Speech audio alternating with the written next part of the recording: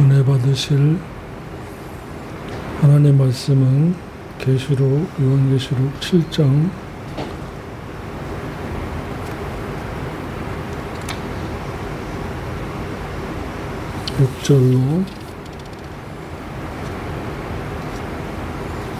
6절로 8절 말씀입니다. 6절로 7장 6절로 8절의 말씀입니다. 아셀 지파 중에 12,000이요 납달리 지파 중에 12,000이요 므낫세 지파 중에 12,000이요 시므온 지파 중에 12,000이요 레위 지파 중에 12,000이요 이사갈 지파 중에 12,000이요 스불론 지파 중에 12,000이요 요셉 지파 중에 12,000이요 베냐민 지파 중에 일만한 자가 12,000이더라. 아멘. 하나님 아버지 감사합니다.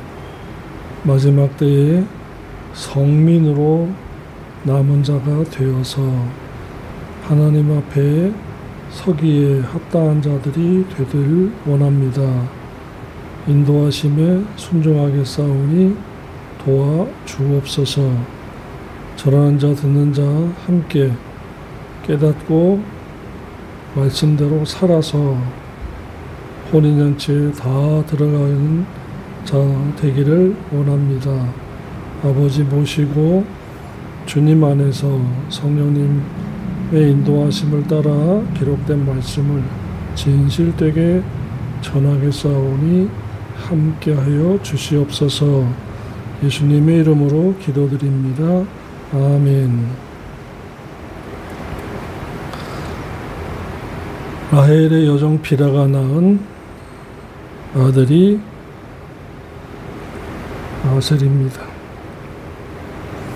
첫째 아들 단이 빠지고 므낫세 지파가 들어왔는데 단 지파가 빠진 것은 단 지파에서 적그리도가 나오기 때문이라는 것이 유대인들 간의 지배적인 해석입니다. 그리고 단 지파가 원래 악했습니다. 창세기 49장 16절로 18절의 말씀입니다. 단은 이스라엘의 한 지파같이 그 백성을 심판하리로다. 단은 길의 뱀이요 첩경의 독사로다. 말급을 물어서 그 탄자로 뒤로 넘어지게 하리로다. 여호와여 나는 주의 구원을 기다리나이다. 아멘. 이같이 이제 단지파가 악했어요. 그래서 단지파에서 적그리스도가 나온다고 유대인들은 보고 있고 그대로 예언이 성취될 것으로 봅니다. 7절입니다. 시므온 지파 중에 12,000이요 레위 지파 중에 12,000이요 이사갈 지파 중에 12,000이요. 시므온 지파의 족장 시므온은 레아의 둘째 아들이고 레위 지파의 레위도 레아의 첫째 아들이고 이사갈도 야곱의 9번째 아들이지만 레아가 5번째 낳은 아들입니다. 원치도 않은 부인에게서 낳은 아들들은 다 그 모양들입니다. 그래서 성경에서 첩을 통해서 낳은 자식들은 경건한 아들을 얻지 못한다는 말씀으로 해석이 되는 것입니다. 교회 안에서도 그런 일들이 부재합니다. 혼외 자식. 부인이 정부인을 만나서 결혼하기 전에 연애하다가 자식을 낳고 헤어지고는 다른 현재 부인을 만나서 결혼한 거예요. 혼외 자식이다. 근데 의외로 그렇게 태어난 영혼들이 많습니다. 그런데 하나님 아버지는 모든 영혼들이 다 구원 얻기를 원하십니다. 근데 경건의 모양에서 약해져요. 그들이 경건한 삶을 살지를 않습니다. 마음의 밭이 그렇게 심겨졌기 때문이에요. 그리고 늘 제대로 살고자 하지 않고 똑바로 살려고 하지 않습니다. 항상 삐딱해요. 말을 수시로 바꿔요. 자신의 존재감을 알기 위해서 그러는지 모르지만 사람들이 진실하고 성실함이 부족합니다. 편협한 지식일 수도 있지만 통계적으로 그렇습니다. 그러니까 성경에서 그 피와 가문과 혈통은 내려져 간다라고 하는 것입니다. 그게 뭐냐면 가정교육이에요. 눈에 보이는 유형의 가정교육과 눈에 보이지 않는 무형의 가정교육이 있습니다. 이것을 가풍이라고 합니다. 그래서 저와 여러분들이 예수 믿기 전에는 어떠한 삶을 살아왔는지 모르지만 예수 믿은 이후에는 가정 예배와 그리고 서로 용납하고 배려하는 삶과 남편과 아내가 서로 존중하고 존경하고 사랑하는 과정을 자녀들에게 계속해서 보여주면서 살아야 하는 것입니다. 그리고 함께 가족들이 모여서 하나님 앞에 예배드리고 그러한 모습들이 영적인 가풍과 영적인 유전이 있음으로 말미암아 경건하게 닮아가는 거예요. 경건의 모양은 있으나 경건의 능력을 부인한 자들의 삶을 보면은 혼의 자식이거나 사생자로서 태어나가지고 그 영혼을 주님께서 사랑하셔서 구원 얻게 하시고 믿어지는 믿음을 선물로 주셔서요 하셨지만 자신의 노력이 진실하게 하려고 하는 노력이 부족해요. 성실함과 배려와 사랑이 부족해요. 왜요? 편부 아래 자라고 편모 아래 자라다 보니까 부족한 거 더하기 낮은 자존감과 삐뚤게 보는 시야를 가지는 겁니다. 학교에서의 교육으로는 안 되는 거예요. 가정에서의 교육으로도 부족해요. 교회 교육이 있어야 되는 것입니다. 그래서 교회 학교에서 가르치고 양육해야 되는 것입니다. 그래서 웬만한 교회 교세가 생기면 교회마다 크리스찬 스쿨을 해야 해요. 제도권 교육이 감당 못하고 편부모, 편모가 감당 못하는 그러한 것들을 말씀을 통해서 그리고 경건의 훈련을 통해서 양육해야 하는 것입니다. 그래서 야곱의 12아를 보면은 참 교육이 중요하다. 태어나고 싶어서 그렇게 태어난 것이 아니거든요. 그런데 그 부족한 부분을 말씀과 신앙으로 기도와 양육으로 채워줄 수가 있는 거예요. 인격이 다듬어져야 되는 것이죠.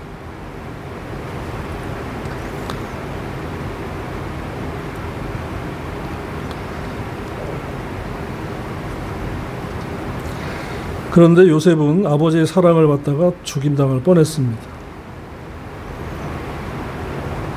형제들한테 질투를 받은 거죠.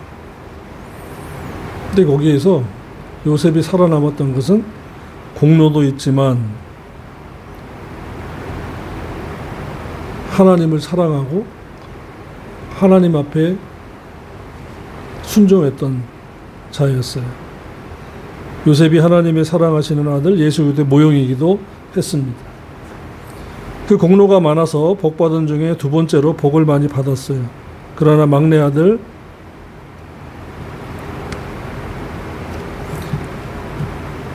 베냐민은 아버지의 사랑을 많이 받았습니다.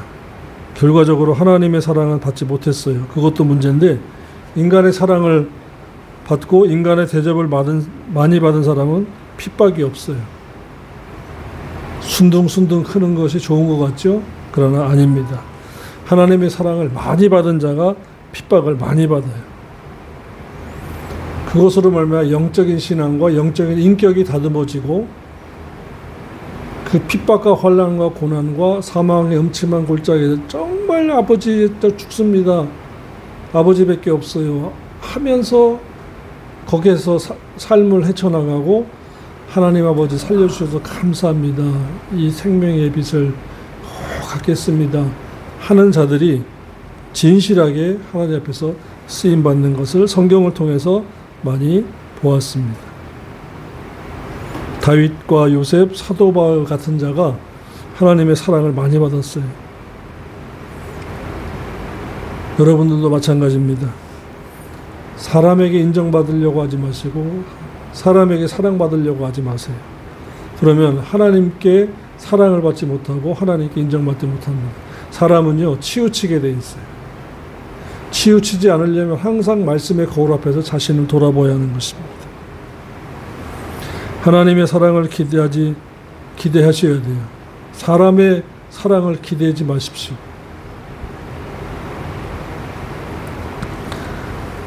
(8절입니다) 스불론 지파 중에 1만 2천이요 요셉 지파 중에 1만 2천이요 베냐민 지파 중에 입맞은 자가 1만 2천이다. 스불론 지파의 족장인 스불론은 야곱의 10째 아들로 레아가 6번째 낳은 아들입니다. 요셉과 베냐민은 야곱의 11번째와 12번째 아들로 야곱이 사랑하는 라헬이 낳은 아들입니다. 그런데 사랑받다가 핍박을 받은 요셉은 신앙에 성공했는데 막내 아들 베냐민은 아버지에게 사랑만 받았지 하나님께 사랑을 받지 못했어요. 왜요? 믿음 생활을 하지 않았기 때문입니다. 그래서 나중에 보면 형편이 없어요.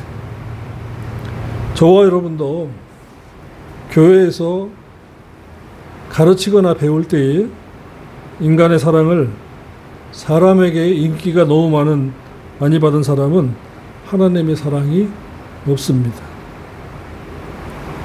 그래서 자기만 알아요. 교만하지 않는데 교만한 것 같고 거룩한 것 같은데 거룩한 것 같지 않고 배려를 하는 것 같은데 은근히 챙기고 그래요. 기도하는 것 같은데 삶은 안 따라주고 이거를 외식이라고 합니다. 하는 척, 기도하는 척, 신앙생활 하는 척, 척은 하지만 삶이 없는 거예요. 마지막 때에는 삶이 있어야 됩니다. 삶의 제사를 드려야 돼요. 이것이 우리가 이 마지막 때를 살아갈 수 있는 지혜입니다. 하나님 아버지 저에게 지혜를 주옵소서 기도하셨잖아요. 기도하셨으면은 말씀을 먼저 보셔야 돼요. 말씀을 읽고 제가 이 말씀대로 살겠습니다. 살 때에 함께하여 주시옵소서 하셔야 돼요. 구해놓고 살지 않고 구해놓고 행하지 않으면 외식인 겁니다.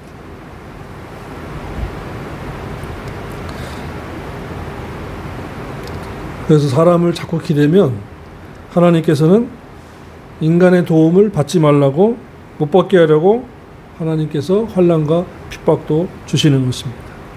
불황이 온다. 하나님께 더 붙으셔야 돼요.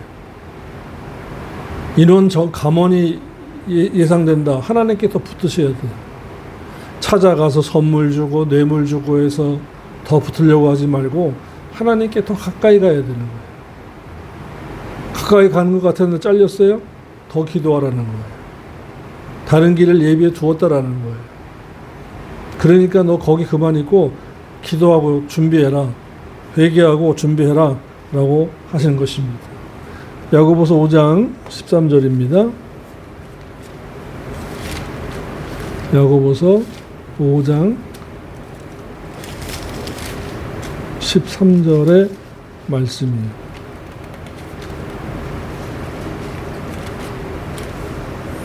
너희 중에 고난당하는 자가 있느냐? 저는 기도할 것이요. 즐거워하는 자가 있느냐? 저는 찬송할지라. 고난을 왜 주시냐? 기도하라는 사인이에요. 너 준비해. 내가 너의 삶의 방향을, 진로를 조금 바꿀 거야. 기도해. 그러면서 사인을 주시는 거예요. 우리가 이와 같이 성경을 읽고 그 다음에 섭리신앙을 깨닫고 하나님의 움직이심, 역사하심, 도우심, 방향을 바꿔주심, 이러한 등의 여러 가지 옵션을 성경을 통해서 깨닫는 것이 섭리신앙이에요. 요셉이 그랬고 다윗이 그랬고 사도 바울이 그랬어요. 구약의 선지자들도 그랬습니다. 그야 물론 여쭙죠. 물어야 돼요. 그게 기도예요. 하나님의 인도하심과 방향성, 그리고 뜻하심, 가장 중요한 것은 나에게 향한 개인적으로 원하심, 이러한 것들을 깨닫기 위해서 고난을 주시는 거예요. 고난은 고난과 핍박으로 끝나는 것이 아니라 그 너머와 그 아래 열고 닫고 가로 열고 가로 닫고의 메시지가, 특별한 메시지가 그분에게, 저와 여러분에게 있는 것입니다. 그래서 기도하라라는 거예요. 주시옵소서만 기도가 아닙니다. 아버지, 이 일이 왜 생겼을까요? 제가 깨닫기 원합니다. 말씀해 주세요. 성경을 읽으세요. 직접 들으려고 하는 것보다 말씀을 통해서 깨닫는 것이 가장 빠르고 정확합니다. 들으려고 하다가 마귀의 음성을 들을 수 있는 거예요. 마귀가 미혹하는 자예요. 지난주에도 말씀드렸습니다마는 마귀는 변장, 위장, 포장하는 자예요. 속이는 자예요. 광명한 천사로 가정한다고 고린도서 11장에서 말씀했습니다. 왜요? 미혹하려고. 그러므로 무슨 들리는 음성을 들으려고 하지 마시고 기록된 말씀을 통해서, 기록된 말씀에서 울리는 음성을 들으셔야 돼요. 레마에 이 말씀을 들어야 영적으로 성숙하고 성장하면서 그 핍박과 고난, 연단을, 사망의 엄침한 골짜기를 헤쳐나갈 수가 있는 것입니다. 누구는 죽어요. 누구는 포기해요. 그러나 살고 성공한 자는 반드시 주님의 섭리 가운데 붙드시고 인도하심에 순종하고 깨달음이 있기 마련인 것입니다. 그래서 저는 기도할 것이요 라고 말씀하신 것입니다. 하나님이 사도 바울을 사랑하셔서 인간적으로 감당하기 어려운 환난을 주신 것입니다. 너 나와 교제하자, 그 말이에요. 이것을 이렇게 해야 환난을 받는 자가 힘을 얻고 이길 수 있는 것이지, 다른 말은 어떠한 말도 위로가 되지 않습니다. 고린도후서 1장 8절 보세요. 고린도후서 1장 8절의 말씀입니다. 형제들아, 우리가 아시아에서 당한 환난을 너희가 알지 못하기를 원치 않으니 힘에 지나도록 심한 고생을 받아 살 소망까지 끊어지고 우리 마음에 사형 선고를 받은 줄 알았으니, 이제 죽었구나. 이는 우리로 자기를 의뢰하지 말고 자신을 의뢰하지 말고 오직 죽은 자를 달리 살리시는 하나님만 의지하게 하심이라. 아멘. 능력의 하나님, 죽은 자를 다시 살리시는 능력의 하나님만 의지하게 하시려고 산 소망까지 끊어지고 이제 죽었구나 할 정도의 고생을 허락하신다라는 것입니다. 오직 하나님만 의지하게 하려고. 사도 바울 보고 하나님이 너 나를 믿고 나에게 바짝 달라붙어, 그렇게 하라고 어려움을 준 거다, 그 얘기입니다. 그런데 어려움이 오면, 환난을 당하면, 고생을 하고 있으면 저주받았다고 하는 것이 오늘날 한국교회입니다. 아니에요. 사랑받고 있는 중이고 관심받고 있는 중이에요.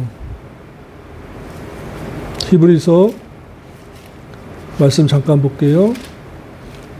하나님께서 누구를 징계하신대요? 사랑하는 자를 징계하시고. 12장 6절입니다. 주께서 사랑하시는 자를 징계하시고 그의 받으시는 아들마다 채찍질 하심이니라. 그랬어요. 지금 어려움이 있습니까? 감사하십시오. 고난 중에 있습니까? 하나님께서 사랑하십니다. 감사하시고 인내하시면서 기도하십시오. 원망불평은 마귀가 좋아하는 겁니다. 마귀가 틈을 타게 하는 것입니다. 이것이 야곱의 12아들 중에서 풀어져야 합니다. 하나님이 어려움을 주었을 때는 야, 나와 교제 좀 하자. 너 세상과 너무 가깝구나. 이 말과 같은 것 좋은 거예요. 죽을 것이 아니면 걱정할 것이 없습니다.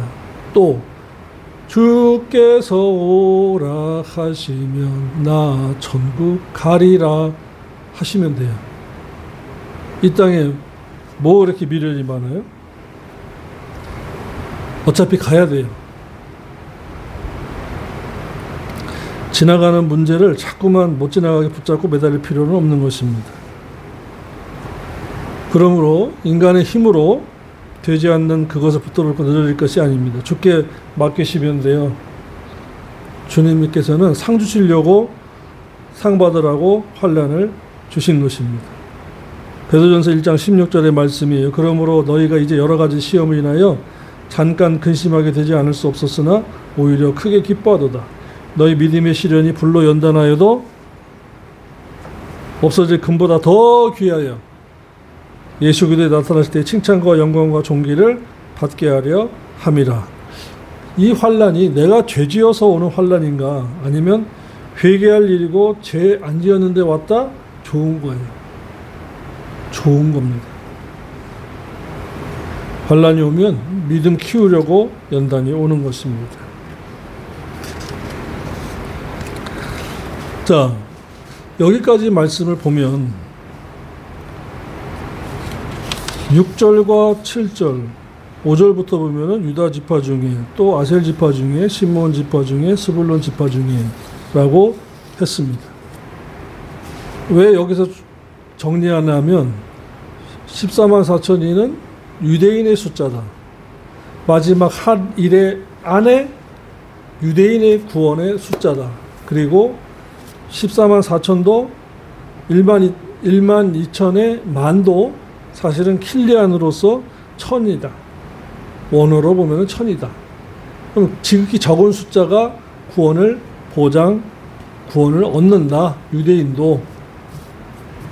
유대인이라고 해서 다 구원받는다가 아닙니다. 그래서 지금 뭐 유대인을 뭐 위하여 기도하고 유대인들을 위해서 뭐 하는 그런 단체들도 있어요. 이스라엘을 위해서. 그들의 불신자들도 의외로 많다는 걸 알아야 합니다. 그리고 또한 한 일에는 마지막 남은 한 일에는 유대인의 구원의 때를 위해서 있다는 것입니다. 그러면 또 9절로부터 14절의 말씀을 보면 이때에 유대인들도 구원을 얻지만 많은 이방인들이 또 구원을 얻는다라고 되어 있어요. 나락 줍는 겁니다. 나락 줍는 거예요. 추수하고 나서 밭에 떨어져 있는 나락들을 주워드리는 거예요. 사랑의 하나님입니다. 은혜를 베푸시는 거예요. 그런데 뭐라고 그랬어요? 공의의 하나님이 대우는 달리 하신다라는 겁니다. 그러니까 이 땅에 사는 동안에 우리가 이 말씀을 통해서 유대인의 14만 4천의 구원의 숫자는 있는데 거기에 들어와야 된다라고 하면은 맞다 틀리다 틀리다. 왜? 우리는 유대인에게요 헬라인에게요라고 하는 헬라인 이방인의 대표가 헬라인이에요. 그러면 우리도 이방인이에요. 요한계시록 2장과 3장에서 교회 시대가 끝나고 69일에와 마지막 남은 70일의 한 일의 사이의 공백 기간에 요한계시록 2장과 3장에서의 교회 시대 중간기 또는 공백기라고 합니다. 이방인의 중점적으로 구원을 얻을 때라는 것이죠. 그래서 이방인 된 우리가 가장 행복하고 지금이 가장 중요한 시간인 것은 왜냐하면 지금 말씀대로 살고 세마포 단장하고 기념책에 기록될 의행을 하고 신부 단장하며 기름 준비하면 7년 대환란을 거치지 않고 이리로 올라오라 보라 신랑이로다 맞으러 나오라는 그 음성, 나팔소리가 같은 그 음성을 듣고 휴거하고 부활해서 혼인잔치 7년 동안 혼인잔치를 지상에서는 7년 대환란이 어느 게 더 나아요? 환란을 통과한다고 주장하는 설교자에게 신앙생활하는 사람은 그대로 돼. 내 믿음대로 될지어다. 그러나 성경은 통과한다고 안 했어요. 환란 전에 데려간다 그랬어요.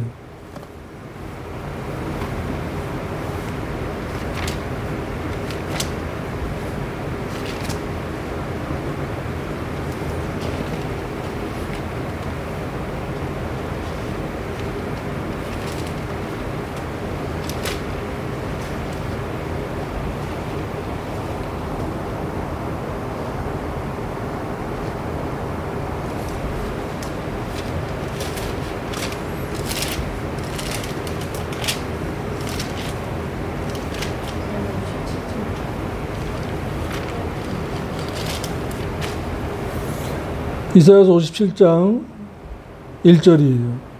의인이 죽을지라도 마음에 두는 자가 없고 자비한 자들이 취하여 감을 입을지라도 그 의인은 화액전에 취하여 감을 입는 것인 줄로 깨닫는 자가 없도다. 화액전에 데려간대요. 그러므로 성경은 환란 전 휴거입니다. 그러니까 이 휴거의 사건은 공백기간에 유대인 외에 이방인들이 집중적으로 구원 얻는 기간에 마지막에 있을 일이에요. 그러니까 이방인들을 위한 휴거예요. 부활과 휴거입니다.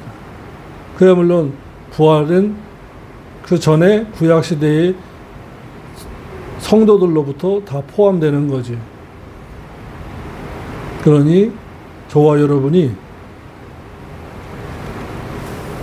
화액전에 데려가만다는 것은 말씀과 마태복음 25장 1절로 13절에서 특히 보라 신랑이로다 맞으러 나오라 그 나팔소리 같은 음성 25장 6절의 말씀과 데살로니가 전서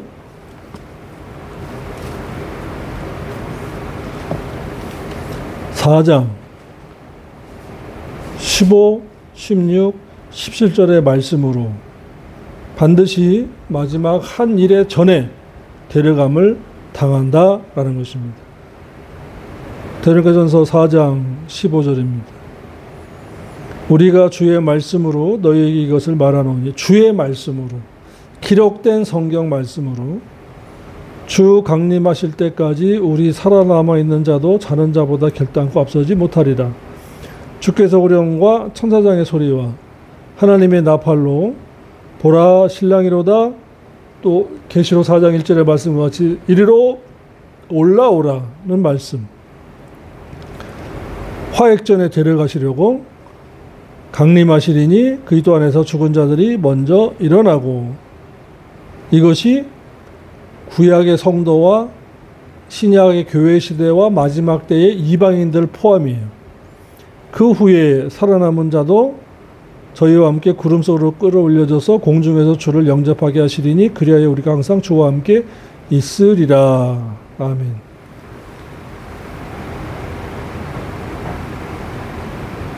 그러니까 장소적으로도 장소적인 신앙생활을 하지 말아야 돼요. 인물적 신앙생활 하지 말아야 돼요. 특히나 그 설교의 내용이 독특하다, 솔깃하다, 귀가 끌리는데 하면 뭔가가 있는 거예요. 끌어모으기 위한 뭔가가 있는 거죠. 그러면 들었을 때 어떻게 해야 돼요? 성경을 참고해야 돼요. 베레아 교인들처럼 사도 바울이 설교하고 복음을 전했다 하더라도 과연 성경인가를 살펴보았다라는 것입니다. 오늘날 많은 믿는 자들이, 신자들이, 크리스찬들이 왜 이단으로 넘어가요? 성경을 안 보는 거예요. 성경과 비교, 대조를 안 하는 거예요. 성경과 비교, 대조, 기도를 하지 않는 것입니다.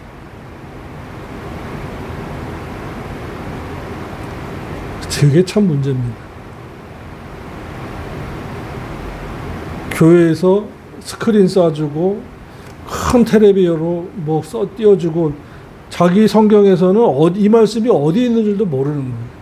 그래서 자꾸 미혹을 당하는 겁니다. 우리가 이 마지막 때를 깨어 있어야 되고 미혹당하지 않으려면 말씀에 전념하셔야 돼요. 읽으셔야 돼요. 들으셔야 돼요. 요즘 유튜브에 보면 구티비 성경 좋더라고요. 정독에다가 창세기부터 계시록까지 다 들을 수 있어요. 틈만 나면. 속독보다는 정독으로. 그리고 묵상하시면서. 그래야 어느 말씀에서 내가 딱 걸릴 때 이것이 바로 지적하고 보여주시고 깨닫게 하시는 성령님의 섭리 역사인 것입니다. 정리하겠습니다. 14만 4천인은 유대인의 숫자다. 이방인의 구원의 숫자는 제한이 없다. 제한이 없어요. 9절로부터 14절에도 7년 대환란 중에 이방인들이 구원을 할 때 뭐라고 그랬어요? 각 나라와 족속과 백성과 방언 중에서 아무라도 능히 셀 수 없는 큰 무리가 그랬어요. 이방인의 구원의 숫자는 제한을 두지 않았어요. 근데 유대인의 구원의 숫자는 제한을 두었어요. 선민과 성민의 차이가 이렇다라는 것입니다. 유대인과 이방인의 차이가 이렇다라는 것입니다. 자, 그러면 속지 않겠죠? 그리고 중요한 것은 비유풀이에 넘어가시면 안 됩니다. 비유는 비유예요. 그 다음에 중요한 것은 말씀을 통해서 삶이 있어야 돼요. 순종이 있어야 된다라는 것입니다. 오늘 저와 여러분이 이 말씀을 듣고 깨달은 바 하나님 말씀대로 살아드리는 영적 예배를 드리시는 저와 여러분 되기를 주님의 이름으로 축원합니다. 기도드리겠습니다. 하나님 아버지 감사합니다. 마지막 때에 진리의 말씀으로 호신경을 삼고 빛의 갑옷을 입고 인도하심에 순종하여 하나님 나라의 그 생명길 좁은 길을 겨우 들어갔지만 넉넉히 뽐내고 자랑하며 들어갈 수 있는 성도 되고 아들 되고 후사 되도록 강복하여 주시기를 원합니다. 예수님의 이름으로 감사드리옵고 기도드립니다. 아멘.